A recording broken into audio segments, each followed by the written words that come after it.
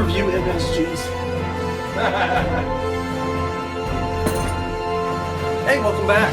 Welcome back. Hey, guys. Hey! Oh, hi. It's great to see you guys. Didn't see you there. It's been a minute. I feel like it's been a while since we recorded. John, what's going on in your life? Man, this morning I had a horrible problem. Propane went out in the trailer. So I had to go outside because we live out in rural Alberta and had to switch over propane tanks there. Yeah, kind of sucked. But Hey, do you have one of the large ones? Like, how big is your tank? okay, so the one tank is 500 gallons, whatever, liters, gallons. I don't know. The other one is 2,000. Ah. So the two of them Decent. together get us through 3/4 of the year. Oh, nice. And then what happens? Then you got to Then you get a gotta truck to refill. get out there. Yeah. So we get a propane truck that comes out and he'll fill us back up. How big is his tank? I Dish think he's big. got 20,000 liters on his or whatever it is. It's. Have you seen him gas truck? Yeah. Reed, you look a little strained today. What's going on? Threw out my back. Helping somebody move. So moral of the story, don't help people move.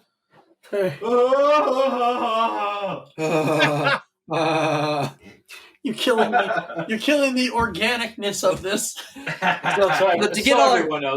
So everyone knows, we're using video for the first time where we haven't been able to like actually look at each other for forever, and so now we're all doing like over a year. we're doing like the weird stuff on the videos. Hey. You know, everyone's like doing weird crap. I'm doing my gopher. We're almost like elementary kids who realize that they're on video and can see themselves.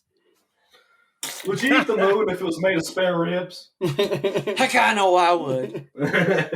crazy, like a cat.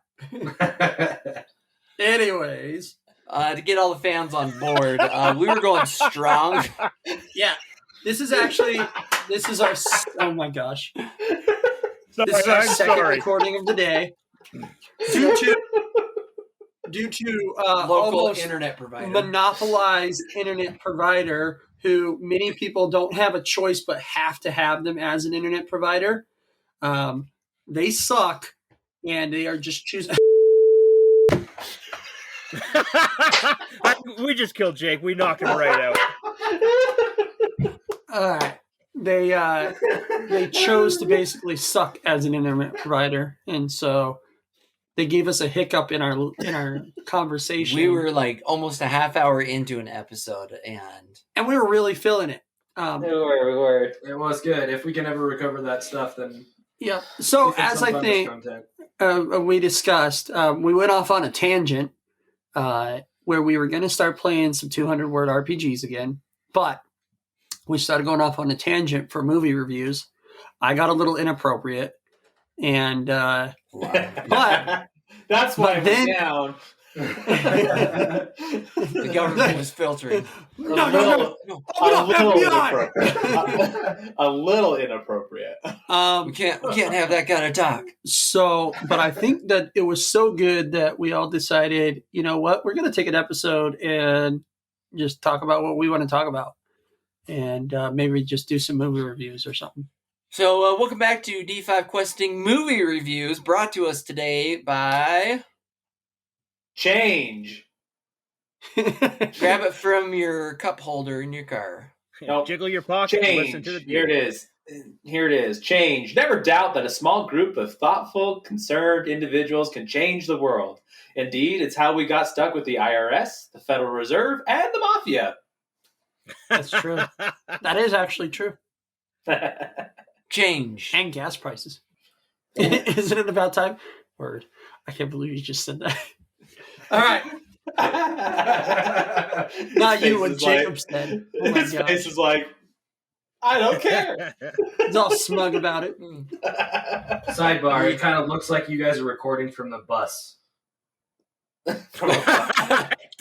Almost like this is like the steering That is wheel. actually- steering wheel, yeah.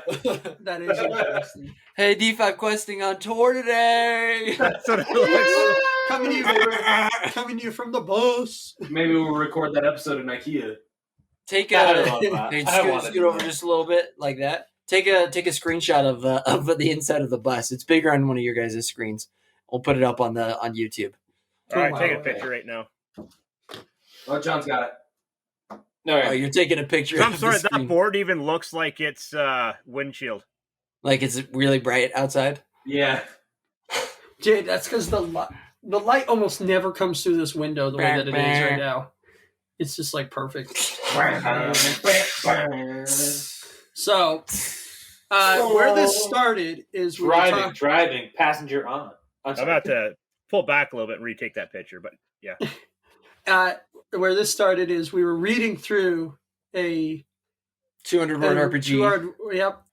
Keep an eye out for that. We started a tangent about characters, which I mentioned Enderwigan, and then H mentioned Bean, and then somebody mentioned the movie, and it went off the rails. So today, first movie we're going to review is Ender's Game. What year did that come out? Something. Yeah, not the 1988 movie, but the 2013 Ender's Game. We're talking the one with Indiana Jones. We're talking the one with that one bratty kid. We got them all. and Tattoo Face. And Tattoo Face. They call it Tattoo. Reed, what did you think of the film? All right. So what I thought of the film. Wait. Oh, Wait, hold on. I wanted two criteria. Yeah, the two criteria again, which is yeah. Hold it. Just hold that pose. The two criteria is we're gonna rate it against how it is as a cinematic film, and then how it would actually rate against the book. And then after this, we're going into all the Marvel movies. Yes. Yeah, because those Marvel movies were awesome. Come on, and like marbles. They were just falling, on the chains that they would do. It was just the Marvel runs were amazing. I've been looking into possibly making a cool marble track. I'd love to do marble racing. Yeah. That'd be awesome. Yeah. Well, that's what my wife Let's started not go watching. into that tangent. My rating was for cinematic. I gave it an 8.5 out of 10 stars. Okay. Stars. And the reason I gave it that rate is because I thought the acting was. I liked, and I really liked the acting in that one. I thought the characters did really well. Harrison Ford was great. John's brushing his goatee. Anyway, that's why I gave it. And it was not just because of the acting, but also I thought it told a good story too. For those who haven't read the book, I thought they could get along with it and actually understand, kind of what's going on in this. Have you read what I would give it for the book though, like compared to the book, I would say I would give it maybe a 5, maybe 4.5 out of 10. Just because there's so much that you miss, especially with Ender's siblings. There's so much that happens between that whole thing that you miss, and then you also miss a lot of character development, especially when they're at the academy. Like there's so much that happens at the academy that does not happen. I mean, majority of the book is that, and you miss a lot of it. Okay. Interconnectivity. Okay. John. So I actually have not read the book. I did not realize that this is a whole series. So I based my... I really didn't. I didn't know. Well, there's 2 series actually that branch off of it. That's we told him about we were telling him that was in the other recording. And now John's got plenty of reading to do. Yeah, so there's like 12 or 14 books I got to catch up on. Yeah, something like that. So yeah, I'm going to. But anyways... So I gave it a respectable 8.5 out of 10 stars. And the reason was that because strictly as a movie, with not having read the books or knowing anything about it, it was really good.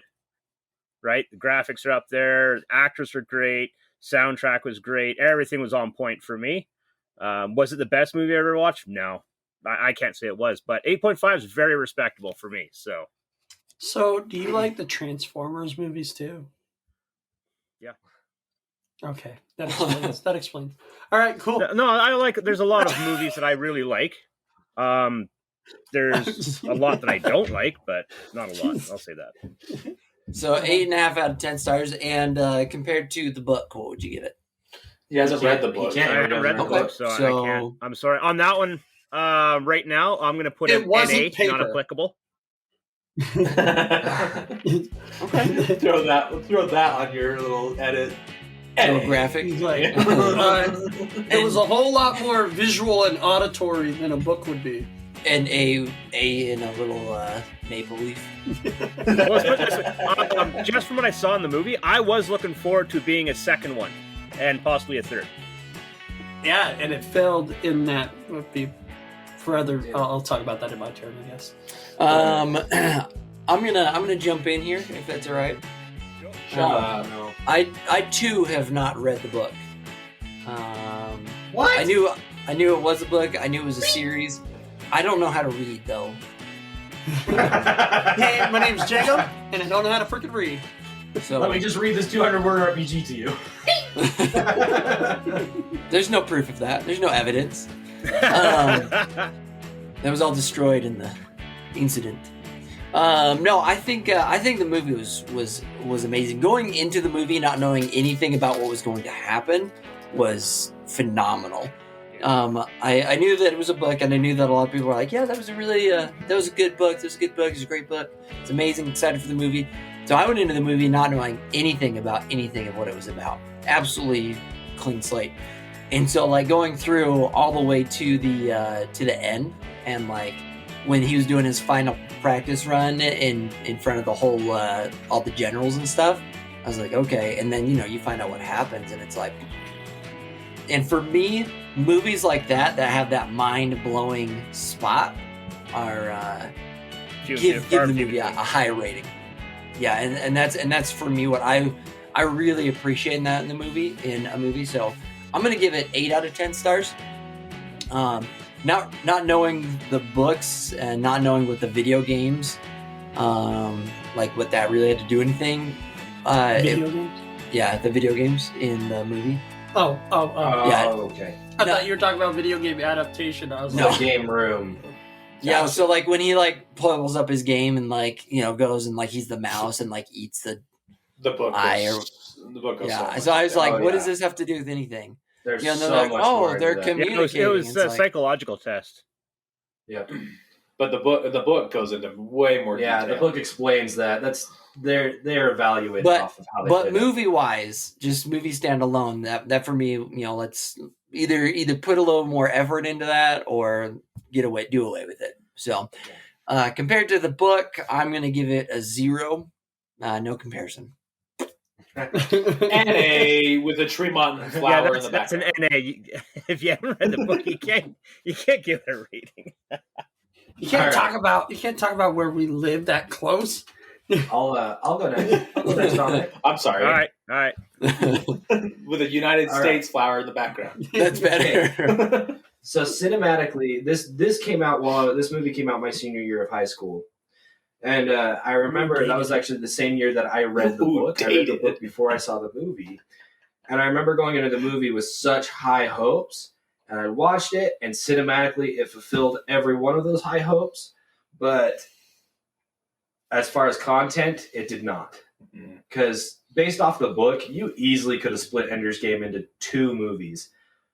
At least 2 movies, and it would have done a lot better. Like I would think about it, like you could have done Ender's Side first movie. You could have done 3 movies. Ender's Side first movie, Bean's Side second movie, and then third movie is like them finishing battle school and going on and doing the war.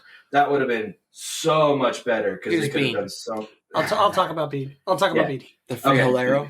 He's Yeah. one of my favorite characters. Oh, he's one of my favorite characters too. He's great. Fantastic. Anyway, so I think He's it would have been great. fantastic to do that. You could have got all your character development inside of it that you needed to get inside of it. But anyway, cinematically, I'd give the movie a 9. I thought it was astounding. It was great graphically. The acting was incredible, like Reed said.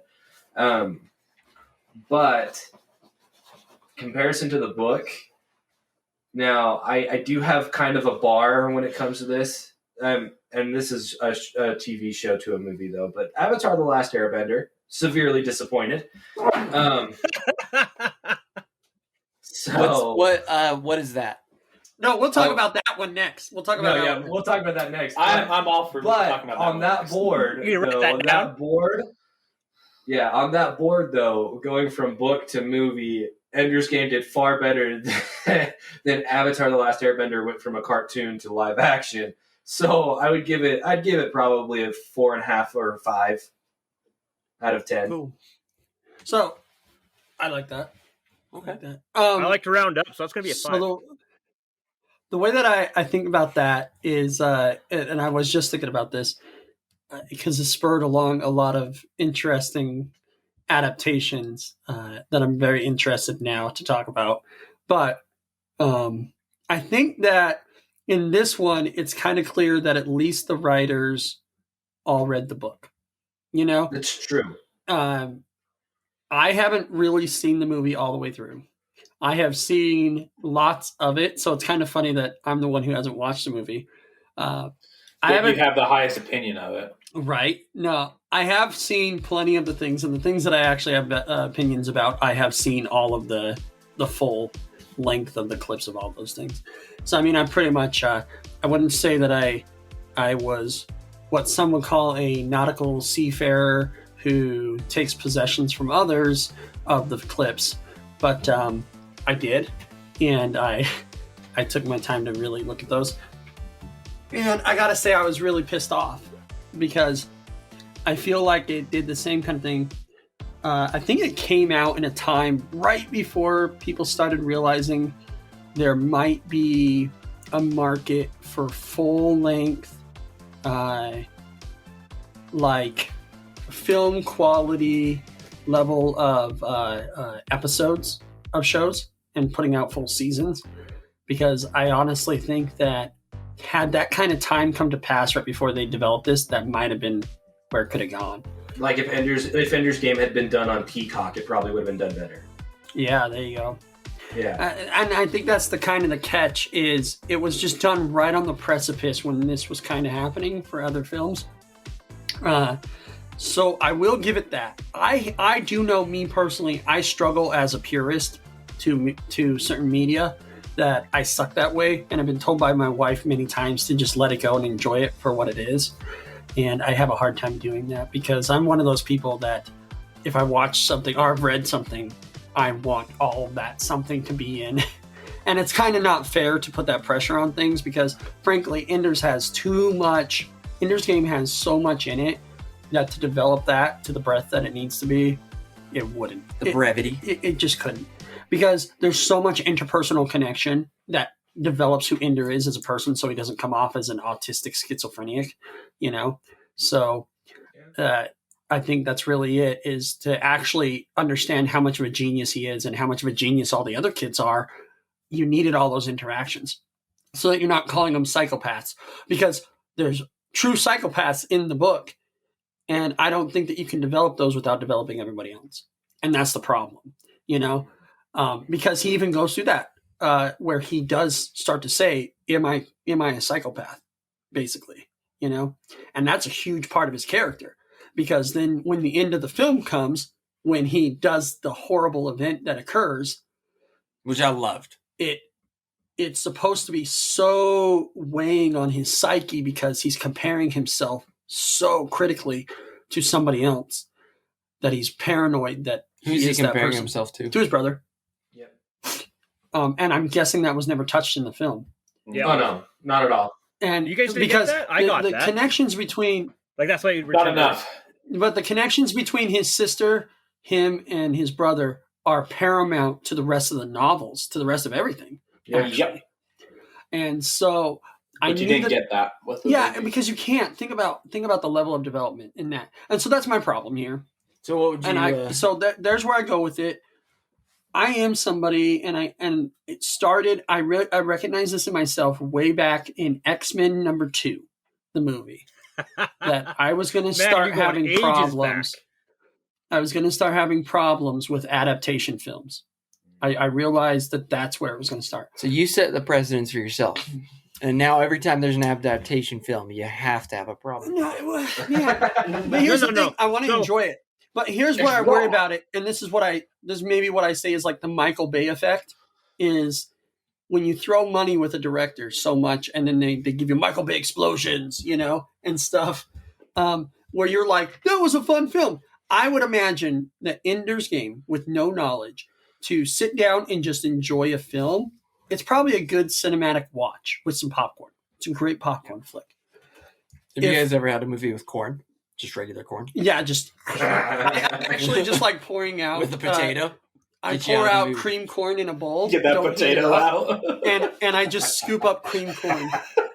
No. Get that potato. So what I'd say is the book, I like the book. It's one of my favorite books, actually. And I was forced to read it as a kid, and I freaking hated it. But then when I read it as an adult, I actually really enjoyed it. I enjoyed the depth of it. So I would say what would you give it? Yeah, the book to the film, it hurts me because I can't go anywhere. But from what I've seen, I would definitely put it in the 4 category because they have elements. They have all the elements there. They have all the characters there. In fact, and some of the characters look exactly like how you would see the characters. You're like, yeah, yes. I dig it. They got the casting right. There you go. But then there's nothing there. There's no life. Who's the tattoo character? Guy? What's his name? Nazer Rackham or something? Yep. Yeah. Mazer Rackham. I'll be right back. And Mazer Rackham, the way they did him in the film, I totally dig. Mazer. I was like, oh, totally. I dig him being Mazer Rackham. I thought they did a great job. Yeah. Because I think what a lot of people really hated, that I guess maybe this tells a lot about who a person is as a person, is he made a point to show the diversity of characters. And so for Mazer Rackham being so diverse as a character, totally fit. I loved it. But I don't think that there was any life in the movie towards the book. They had they had all the characters, no life. So 4. The movie itself, standalone, sure. I put it up at 7 or 8. It looked great. It looked like a great movie. And again, maybe that's like watching the new Monster Hunter film. If you didn't know anything about Monster Hunter, and maybe you like the latest Resident Evil movies as just films, then okay, they were good. Maybe it's a good film. So yeah, so there you go. Okay, Jake. Fun. Oh yeah, so where I was going to go with it, and maybe you were about to say this, H. So Bean is one of my favorite characters as a person because. While Ender Wiggin is set up to be this almost omnisaya of everything, like he is the perfect being almost, and he doesn't feel that way, but that's how he's almost touted. Bean is the same. Bean is, and this is why it's called Ender's Shadow. All the Shadow series is Bean, whereas the Ender Wiggin novels always fall. Well, sort of. It follows Ender Wiggin up to like book 3. Yeah. But Ender's Shadow was really amazing because the story behind Bean, if we want to go on a tangent real fast of why I love the character there, Bean was a genetically engineered kid in a lab, in an illegal lab. And they found out that he was, and I don't know how much of this is in the film, because none. Dude, the Zero. character, there is zero Bean development in the movie. Yeah, because to do that makes you understand Bean and why he's such an a-hole. Because the dude's hard knock life, man. He was so developed mentally because of all the genetic modifications that they did to him that being just like a week old, he was already thinking and processing and stuff. And so they basically came in to destroy the lab, and they killed all of his siblings, if you want to call it, all the other specimens.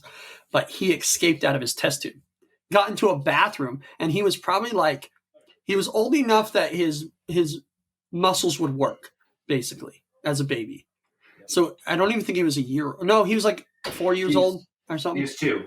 2, yeah. 2. And so, but he was developed enough that he understood what was going on, that he was about to be destroyed.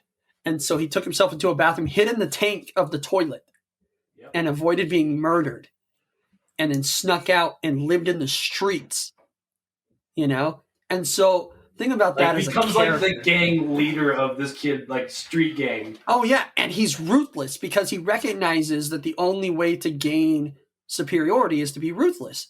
Where he tried to be diplomatic, nobody wanted to listen to diplomacy on the streets, and so he's like, okay, then we'll do it this way. And he was the smallest. He was a runt, right? And so everybody started calling him Bean, and it just stuck. And see, what you that find comes out through. Sorry, just to interject. That does come through the movie from someone that's never read the book. Bean is a very good character. Don't get me wrong. And his aggressive nature, you can tell there's one heck of a backstory there. Like, he's not being a dick just to be a dick. You know, like, he's an XO type that, you know, you listen to everything he says for a reason. That does come through. Well, and that's who is Bean again? Is he the guy that he's the small kid? The small kid, and he's on. No, that's not him. That's not Bean. Well, Bean was the smallest kid. Who's the leader in the salamander crew? But he didn't crack his skull. No. Okay. That's Bonzo. Yeah, Bonzo Madrid. Yeah. No, Bean. You're saying is the little guy? Dang. Yes, the little guy. Bean is the guy that's like Ender. Following him. He says the enemy's door is down. And that's when he changes the screen. Yeah. Changes they haul him back in with He's the rope one that whenever says they catch him. Yep. Wow. Yeah. Okay. Well, what's crazy too, and this is clearly then now I see that there is a disconnect in this too from the book to the movie, is the development of Bonzo Madrid and Ender. Because that's it's because of how little they actually did in Battle School. Right. They did like there wasn't enough for Battle School. Montage of Battle School. Wow, because Battle School itself That's what I said. That takes up like three-fourths of the book, I'd say. Yep. So much of it is that, and you miss so much of that development, especially Ender moving up through the ranks. Like, I honestly wonder that. Yeah, I see where you're saying now that if they almost would have done a standalone of Battle School, it maybe would have developed it a lot better. But and that's where one of the cool things about Bean. Spoiler alert. By the way, they had planned to make this into a series, but it flopped. On the development level because it just did not make enough returns that it's now in production nightmare. They probably will never go forward with it again until somebody else can get the rights to it or we see it 10 years later from now.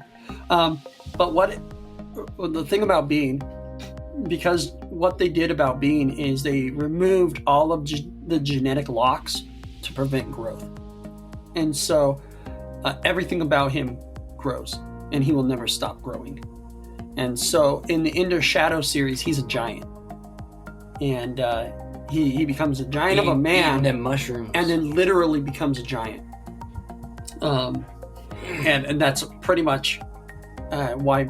But Bean is an amazing tactician. And in fact, he's the one who tactily teaches Ender about tactician strengths that Ender from Bean goes, oh my gosh, you're not just a dick. You're actually trying. You see it way better than I do because Ender doesn't want to become just purely analytical and lose his part of humanity because of his connection to his sister and his brother. But that's not developed. And so when he meets Bean and Bean shows him how to be cold and calculating without losing your humanity is when he goes, oh shoot, okay, I can do this.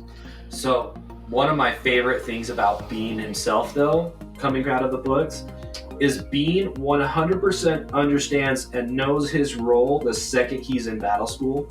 He knew exactly what he was. He knew he was the contingency plan the entire time. So if Ender couldn't go through with it, if Ender figured out what was going on, Bean knew that he was the one that was going to step in immediately and be like, cool, we're killing him, let's do it. Yeah. Yep. Yeah, and he never challenged authority, like in that way. Nope. I agree with that. He played his part because he knew what his part was. So overall, it sounds like Ender's Game, great movie, not so great adaptation. So in that, I'd give that book an 8. I would give that an 8.9 out of 10 stars. Yeah. In that scope of things, then I got two ways that I want to go. You talked about Avatar, right? There's another movie that I was thinking about in this way that is a horrible adaptation, but almost you guys may not have read it at all, and it's a very controversial topic, funny enough, which is Starship Troopers. I would love to talk about it. H. All right, 1 second though. Okay. Before we do that, fun Ender's Game fact. There is a cult that believe that Ender's Game is doctrine. Oh, amazing. Yep, they believe Ender's Game is doctrine and that it will happen in the future. That's like the Church of Star Trek that lasted for like 20 years. Yeah. I'm gonna tell you, if we're gonna go into Starship Troopers, I know nothing about any of it. Me either. That's fine. Then we won't touch Starship Troopers. Okay. But just to let you know, on a real level, this is the only thing I'll say about it then. The only thing that is true from the book to the movie is that they're called basically the name of the military is correct, and they kind of fight bugs, but not really. That is pretty much. What about the CGI cartoon? Oh, okay. So the latest one and Rico's Roughnecks were actually the closer to the book adaptation than anything. Rico's Roughnecks. I really enjoyed that. Rico's Roughnecks was when 3D animation had just started, and you had 3D animations like Beast Wars. Yes, I love Beast Wars. And they're so janky and crappy. That's when they created Rico's Roughnecks, and it was it actually followed the way that the book works. But the thing about the book that people don't understand too is it was a commentary by the author on how he sees life going, and everybody got it wrong. So, and this will be my last part on it then, and this is why it pisses me off. Because I see this in a lot of adaptation films, especially from the director's standpoint or something like that, is that they don't know the source material. And they leave it up to other people, and then they're like, okay, all right, I'll just make a movie out of it, right? Yeah. That's what pisses me off. And Avatar is one of those. Avatar, it's very clear M. Night Shyamalan was like, oh, it's a cartoon. I mean, where do you go wrong with cartoon, right? Idiot. And casting who you did. So on that note, though, casting, changing names. Yeah, so what I kind of picked that out back when I first read Lord of the Rings. And then I watched the original movies for Lord of the Rings. Remember the half animated, half real life? The singing, so they're all musicals. Yes. I made up in my mind back then that books and movies will never be exactly the same. And if you watch a movie, you have to think that, it's from an alternate dimension altogether. As far as that goes. So that's how I watch them now. The Goblin Town. You know what's funny though is that Ender's Game was actually my first one like that because I didn't enjoy reading. I hated reading up until my senior year of high school. Yeah. I took a fantasy sci-fi literature class because I needed an English credit, and I fell in love with books. I was like, oh my gosh, I love reading. This is fantastic. And so Ender's Game was the first movie for me like that. But I did expect things like that because Reed read all the Harry Potters before they were movies. And the first one came out. He's like, they missed so much. And I was like, okay, well, I guess that's how that works. Yeah, I hear people like that where it's like they messed up so much. And it's like, okay, well, I want to enjoy the movie more than I want to enjoy the book. So I just won't read the book. Yeah, there are very few books that I actually have really enjoyed. And I'm like, I cannot put this down. Right. Gregor the Overlander, which is a book that Suzanne Collins that did Hunger Games? Yeah. But that's a series that she wrote before she wrote Hunger Games that I was like, this is amazing. And it's like for 10-year-olds, and I was like, I can't get enough. And then I read Hunger Games, and that was one that I really enjoyed the books. And then the only other one that I can think of was Angels and Demons by Dan Brown. Stormlight Archives? I didn't read it. Listen, you haven't read Storm? Okay.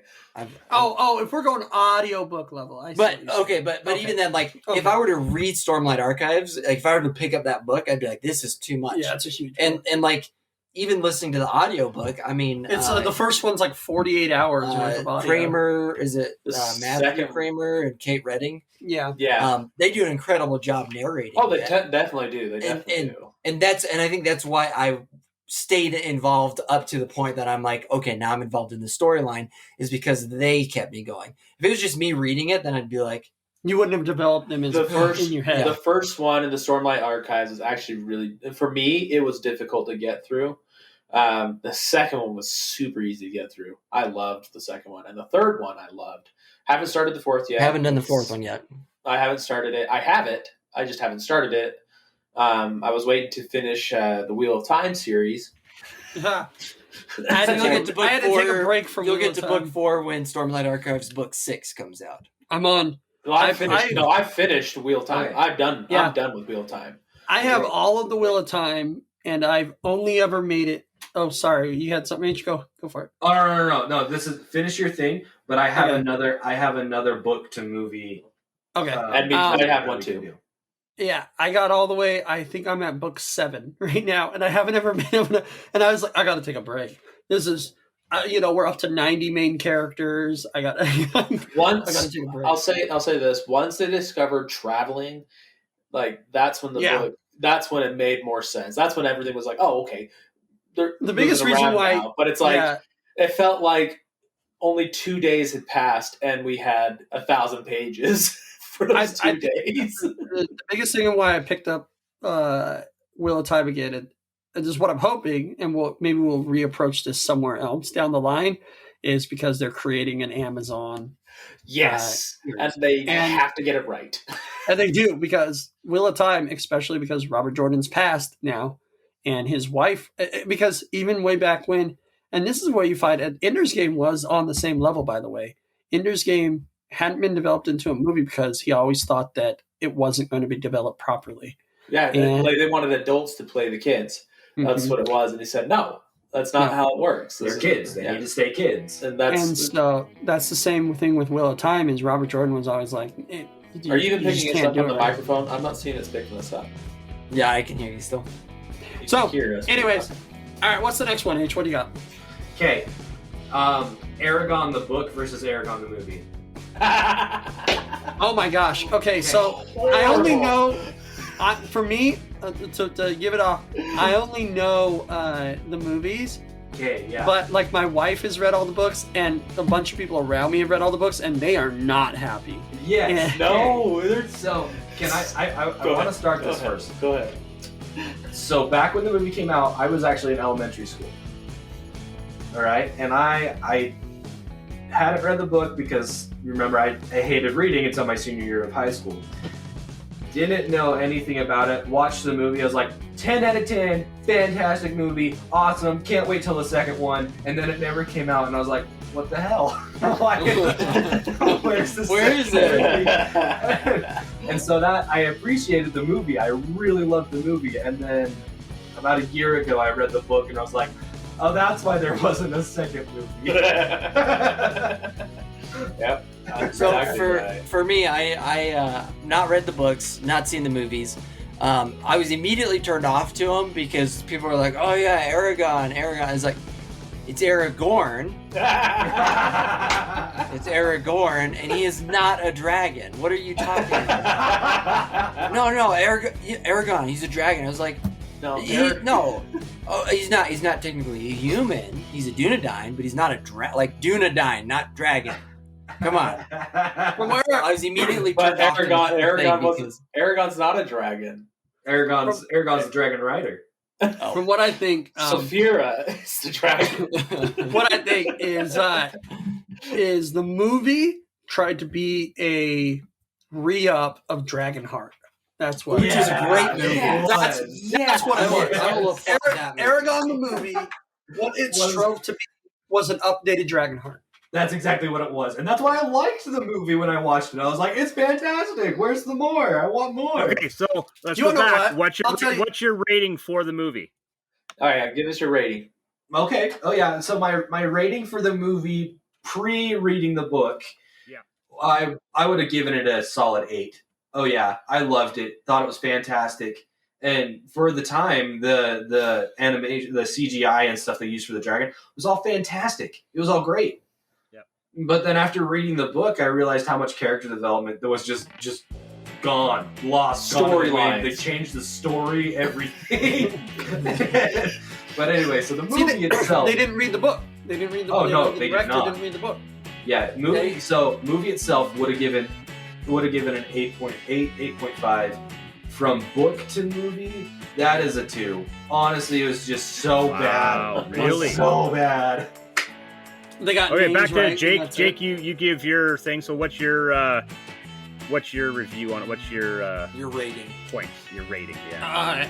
I would say I thought the movie was alright. Like, even when I watched it, I was like, okay, it's an okay story. Like, I wasn't blown away by the story. Because, I'll tell you what, and this is actually, I will tell you, X-Men to X-Men 2 was a defining moment in my cinematic life. It really was. Because it made me start going like, oh, visuals are not everything. Yeah. Like, Okay, but I am no longer going to be wowed by visuals. The Aragorn- visuals have to bring me something. So I know. I'm getting rating there. for Aragorn out of So, 10. No, for Aragon. Yeah, Aragon. There is a big difference between Aragon and Aragorn. I would say that the movie I would have given it like a 7, a 6 or 7. Okay, that's Just fine. watching it, not knowing anything. After I watched it, and everybody inundated me with how horrible it was, and then decided to tell me everything about the books, I was like, oh yeah, that was a piece of crap. Like, if we're going to compare those two, there's no comparison. Like, Yeah. So I would have Jacob? given it a turd. So. John? Jacob, what would you go for your rating? Zeros on both. Goose eggs. 2 goose eggs. Haven't seen the movie, haven't read the book. Oh, okay, so that's an NA on both for you then. Yeah, no. That's unfair. I take it back. My rating, Jacob. I will have a rating. Jacob, roll 2 d20s. Roll your d10s. Give us a percentage roll. Okay, it was a 2 out of 20. So For the movie or for the Probably book close. for the adaptation. and a 5 on a D100. So and I was gonna give it that. I was gonna give it about that. Because I have a negative preconception about it at this point. I don't have a All right. desire to see it. I don't have a My desire. recommendation, if you are, just watch the movie itself, and enjoy the movie, and then For what read the it book. is. Yep. Yep. Okay. Yep. Okay, John? Read. Read. We didn't read yet, did we? No, we haven't. So for the movie, I gave the movie. I mean, I didn't read the book until maybe 15 years later. So after it came out, it wasn't 15. It was more like 10. But anyway, when the movie, I was like, oh, it's okay, But it's like I can't remember the bad people, like the Skeksis. Morgels, Skeksis, whatever. Shades Yeah, or whatever. it was like yeah. they No, were supposed- Skeksis are from the Dark Crystal. I It's can't remember. shades. That's right. Yeah, but they were the shades. Like they're supposed to be like these fearsome creatures, and then in the movie they were like humans. nothing too scary about them. Just another army. That's It's all. true. The shades in the wasn't book that are great. much more Yeah. intimidating. And so that's why I was disappointed by that. Like they built them up to be like this whole thing, and then all of a sudden they're just humans. Oh, okay. So then Humans are arguably the worst monsters. you're right. Now, so that's Wow. why I gave the movie like a 6.5 altogether. It was like I was entertained, but at the same time I was like, okay. But then I also had my friend who was like, can you believe that's how they killed Brahm? I was like, I didn't read the book, so I don't know. And so- but then when I read the book, I was like, why didn't they just go with the book story? Yeah, I know. The story was so Like good. it would have done. The book was a great story. Uh-huh. So why would you change it? I Like, think And if you're that's gonna why change- you changed. From what I understand, if you're gonna change it that much, just call it something different. Yeah. Exactly. Like I think Jake's review of it was very apt. It was just a reboot of Dragonheart. exactly. It's all it was, and it was like it was an adaptation of Dragonheart. John? So my rating I'm is sorry. my rating on that from book to movie adaptation total 1. Oh, There yeah, it was so bad. there was nothing at all. The beginning was like partly the same, like sorta, but then the rest of it just like.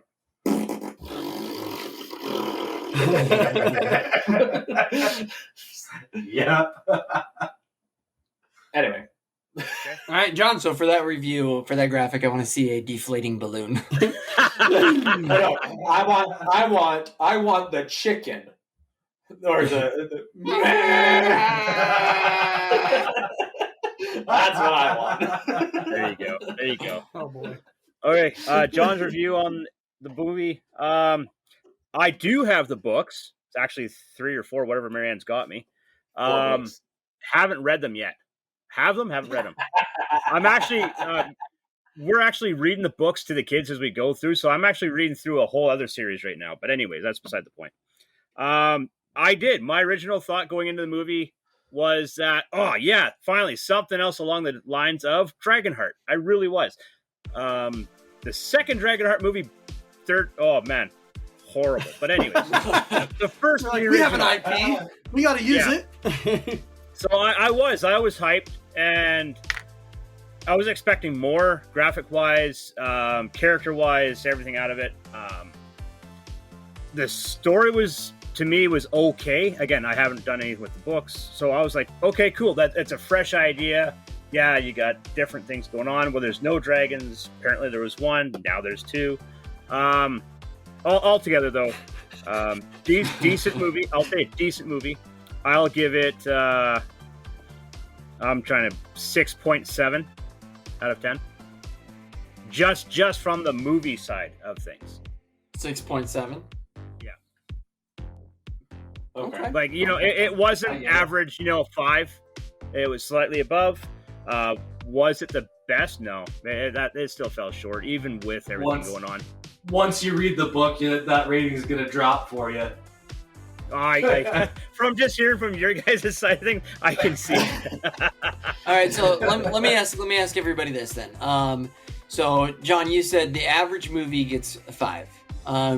How's everybody's rating scale work? Do you go in assuming everything's going to be 10 and you start deducting points? Do you go in starting everything at 0 and adding points, or do you start everything at 5 and just kind of go from there? 10 and deduct. 10 and deduct. Really, I actually go from 0. I go from 0 to 10, and it builds itself. Yes. So I was doing like Reed's way of everything that I don't like. It starts deducting from the 10. But then, John, I don't know. That's actually an interesting way to do it. Well, because the average being 5. Here's the way I do it. There's no 10 on my list, right? So I start at 9. And to get a 9.5, 9.1, anything above a 9, it has to be perfect, right? And there might be 5 movies out of everything I've watched. I've watched a heck of a lot of movies. But yeah, everything below that, right? So an 8.9 is going to be stellar. An 8.5, I really enjoyed. I would watch over and over and over and over, right? And there are quite a few of those. But anything, you gave Ender's Game 8.5, right? Yeah. I really enjoyed it. I've watched that movie probably 40 times over. I really enjoyed it. Okay. So I did too. Cinematically, it was great. That's because how I feel like starting everything at 5, and I'm not trying to knock your system, and like having 5 be the average. That in my mind, that's a low average. I'd say the average movie for me, if I were to add all of my ratings together divided by the total number of movies that I've rated, I'd say my average is going to be 6.5 to 7. Okay. So on that note, though, do you have anything that you can think of that would be a 10? So here's where I'm going real fast, though. I did have that question too, John. So if 5 is the average, here's the way that I view it: is that if you sat through it, you wouldn't be pissed off, but afterwards you'd be like, there was no memorable quality about it, and well, I guess I just sat through a movie. That's actually how I feel. And that's just it, right? That would be something. If it goes below 5, you've now incurred my wrath, where I'm like, what the F? Why did I spend my time doing it? And I'll tell you what, I have one of those. I have a dang near 0 for one of those. Yes. And you want to know what one that is? Hold on. Gosh dang. Hold on. Okay. Suspense is building. Next week's episode, we are going to talk about our worst movie and our best movie. Okay, that's fine. Okay, here we go. In order we don't have enough time to talk about our worst ones. Now, this one's going to take too much, and I hate to open up this can of worms. But we said a few things that enter into this, and I, again, not going to open the can of worms for it. I just think it needs to be said, is the change of Star Wars and the Star Wars books. And when Disney took over the property rights of it, And even George Lucas himself, which is interesting, is because the property of the books was actually supported. They created toys out of it. Like, so it was actually becoming a lucrative process. But then all of a sudden, the she who will not be named, and George Lucas was handing over the reins. He even said, and there's a recording of it where he goes, well, there's tons of source material. You have tons of stuff to work with. And then not just like a year ago, she came out and said, we had to create it all from scratch. We had no source material. We had nothing to work from. We had nothing to use, And it's like, and it shows, because I hate a reboot of a reboot. Like, that's the dumbest thing I've ever seen. And again, by the way, because I was brought into the Star Wars book world kind of late, but by somebody who was pretty passionate about it. And I got to tell you, That was me. the people who created the books for Star Wars, all the way from the 80s to like almost 2000, dude, that's a lot of passion. And they're really well written. There's very few of them that are actually not well written. And Like Dark Side Luke, freaking awesome.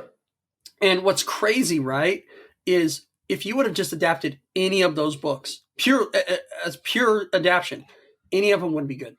Yep. Like, any of them. Yep. And instead they were like, hey, never mind. I'm just going to go back to excrement again. Because and by the way, I was watching It something sells. and I realized what it does. Because when you watch some movies and stuff, and some people who read the books and know source materials and stuff, like, let's take a character who uses magic and stuff, and in an adaptation of a film, they will remove the magic. They'll remove the ability that these people use magic or things like that, and they'll replace it with something a lot more simpler because they think the audiences are idiots. And they're like, if we add anything, it'll be too complicated. And when a movie gets complicated, people don't like it, And that pisses me off. And only in recent years has there been a shift, but the problem is it's just not going to be enough. That's why I'm nervous if they were ever to try and make Mistborn into a movie.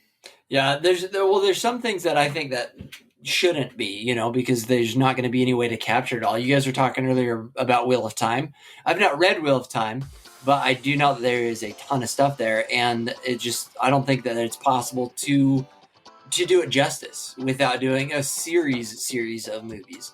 Well, they're turning it's a show. But like even then, like, how many seasons do you need to do it justice? Well, but there's a crack. I mean, when we talk about like Game of Thrones, nobody likes to talk about the last-ish seasons of Game of Thrones because Never it just like watched.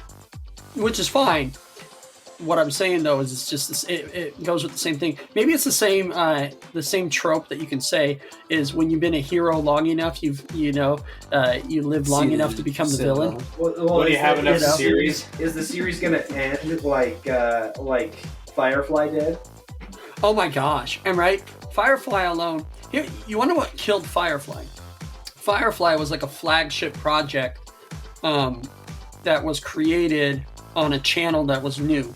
It was something that actually brought the channel Sci-Fi to life. It's what brought people to the channel, but it just wasn't enough, And so they didn't realize what they had when they were like, well, I guess we're just not getting enough people with it. What they didn't realize is no, they had enough of a following that they were starting to create a new Star Trek, basically. Oh, yeah. But it's the same thing like Babylon 5. How many people know Babylon 5? Babylon 5. Even though Babylon 5 is an amazing set of shows, but it wasn't done on any channel. It wasn't done on any network that made it popular. It wasn't done by the right group. The right channel did not purchase it. Yeah. But the I want a reboot of Red Dwarf, but that'll offend too much. That's a whole other you can thing never there, do a too. reboot. You can never do a reboot of Red Dwarf, people. man. It offends too many people. Yep, you just can't do it. Everybody's too soft, man. But yeah. Anyways, I guess my last tangent on what book to movie adaptation or anything like that. Anybody got one more? Well, let's go back. So average score for Ender's Game actually came out to 8.5 for the movie itself. Reviews for the book. You guys actually dragged that thing through the mud and it came out at about 3.5. That's For the adaptation. The adaptation. For book adaptation, was whatever you want to say. Book adaptation. Movie, yeah. Okay. Okay. So for the second one that we talked about, Aragon out the door. That movie, we averaged that out. It got about 6 for the movie, and for the adaptation, that actually came out to about a 1, 1.3. Yeah. So that one severely fell through the floor. And we didn't even talk about Avatar: The Last Airbender. No, I mean, we there's never not got much into that. there's not much to talk about it because it really is just a pile. I will say this. I have not seen the show, not seen the movie. So. Okay, one thing that I want to get from everybody, maybe if it's quick, without going on a super crazy tangent. Is there anything from any movie, especially when you know something about somebody or anything like that in a movie, that has always just stuck in your craw, that it is just your thing, that if somebody brings that movie up, you're like, oh yeah? And to help you guys understand, Transformers, right? Bumblebee and Hot Rod. So let me help you understand. Bumblebee is Hot Rod from the old show. And if you ever watch Transformers, the animated movie, Hot Rod becomes like the new Prime. Yeah. And pretty much his design, he was a Hot Rod. He was the sleek, sweet muscle car. Yeah. And Bumblebee was a Volkswagen Beetle. Yep. And then in the new films, Hot Rod doesn't exist. They brought back all the old main cast almost of like what the original Transformers were, except for Hot Rod. And Bumblebee was, it's a 20. Bumblebee was a Hot Rod. So that always, right from the beginning, I was like, F this movie, done, piss off. See, and I never got that because originally, and they went back, I never really looked at the Chevy like that. I always thought Bumblebee, all right, Volkswagen Beetle. And when they did the original origin story for Bumblebee, Beetle. So that's where it kind of came from. Yeah, because they had to. Yeah. So that's where I already. Oh, I get it. Because Bumblebee is an insect. It's all right, Jacob. You can go back and take a nap again. So is there anything like that for you guys, that if somebody says something, on a movie, and then you're like, oh yeah, well, all right, am I just the crazy one in the room? That's what I want. No, a lot of it happens, and we can talk about this more another time, but like a lot of times I'll compare a movie to Space Odyssey 2000 because that movie in my mind is the worst of the worst movies ever. What? You don't like spoilers? You don't like spoilers? infants We're talking about floating this in next space? week. This is something we're talking about next week. But there was a book and there was a movie adaptation that I did like, that I wanted to mention. And maybe we can talk about it next week. But this was the one that I thought of, was The Count of Monte Cristo. I didn't read the book on that one, but I can give you the movie. Yeah, I can give it to you almost word for word. That's the main character in the movie. That was Edmond Dantes. No, the actor. Oh, I can't remember his name. Anyways, all right. Yeah, anyway, but that's one movie that's the one that I wanted to bring up because I don't know if you guys have read the book. No. Yeah. I have. I guess I was nodding, but no, none of the audience could see that. Yes. Own it. Haven't read it. It's a good one. It's a good read. Anyway, that was one that I wanted to bring up. So real quickly, those of us who have read it, and also let's just do a rating for it, for one more rating on that one. I'm gonna give. Go ahead, Reed. Okay, so again, the beginning of the movie and the book very similar, but very different as soon as he gets out of prison. Very different as soon as he gets out. But what I would rate it is for the movie. I really enjoyed the movie. Even I think the movie, for me, the movie is close to a 10. But I would give it probably a 9. 8.5 to a 9 on my rating for that, because I really liked that movie. Plus, it's got old Dumbledore in it.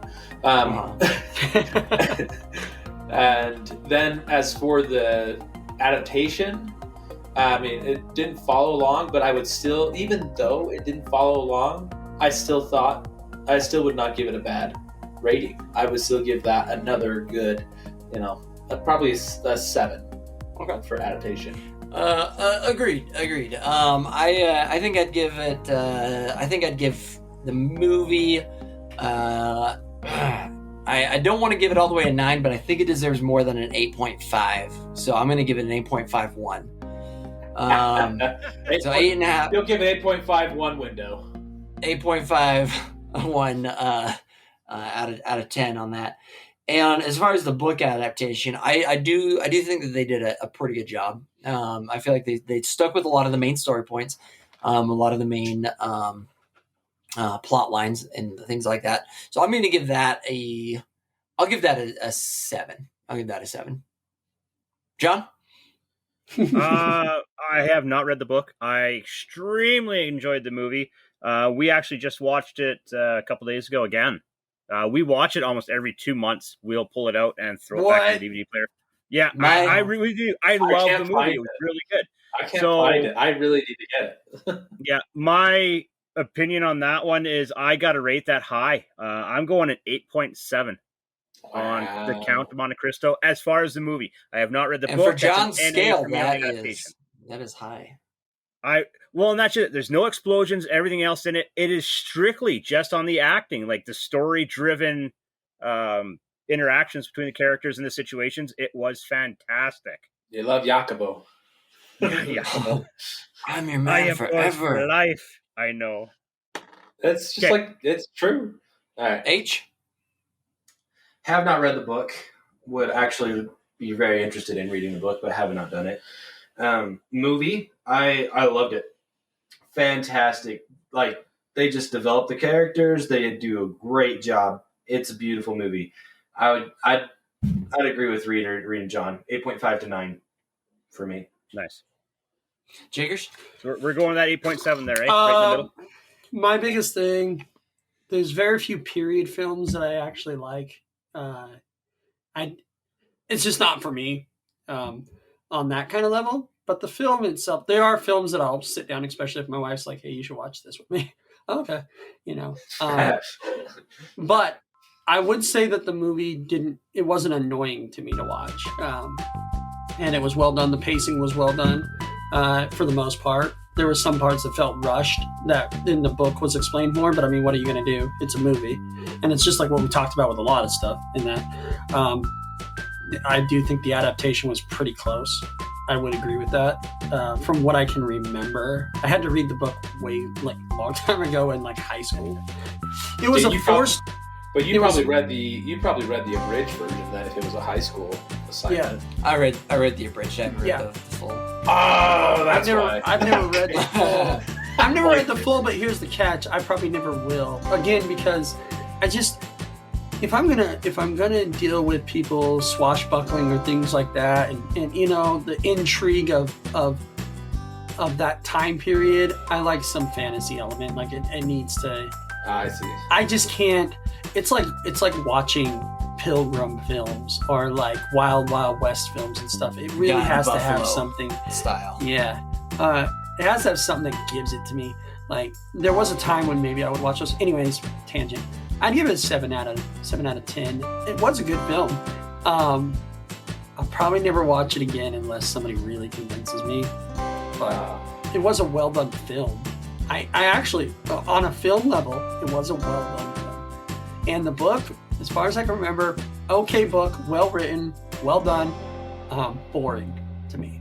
But I'll tell you, I loved the whole version. Your wife has a completely different view on that though. The reason I read the book and she was the one who's like, you need to read the book, but do not read the abridged version. If you're going to read it, read the entire thing. And that's we have it. Yeah, we have it. It's amazing. It's a great book. So for the time period, everything wise, it just fit very well. Anyway, we're out of time, so. Out of time. Thanks for tuning in to this special episode of D5 Reviews. Give us a rating of what you thought about this episode. Tell your friends if you liked it. Tell your enemies if you didn't. And we'll see you guys next week. I think we're doing our most favorite movie and our least favorite movie. And so we'll see you there. Word. Okay. Yeah. 1, 2, 3. Movie reviews.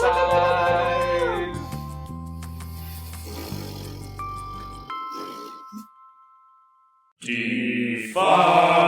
D5.